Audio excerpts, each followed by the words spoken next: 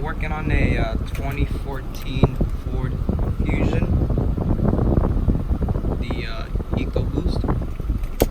Right now, the car, one side is blowing hot air and then cold air on this side.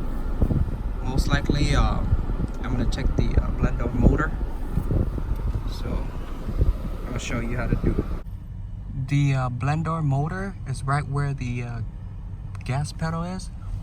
If you look right up, it should be right here. That's the blender motor. So I took out the motor. There's two Phillips bolts holding it. One right here, one right here. This one is just a pin to align it. So I got the new blender motor, OEM from Ford. Notice that they have it at the 45-degree angle. So I'm guessing this is the original position for the vent of the door. And the old one is out of position.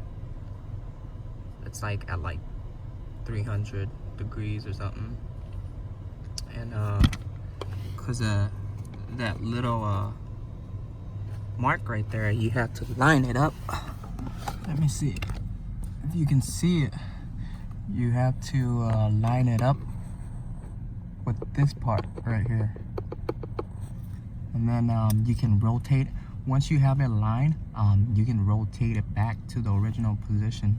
For the new one, I have to line up the tab, rotate it back to the original position, which is this way, and then you can put the bolts back and the two connectors back. So AC is good, guys. It's cold, both sides are good.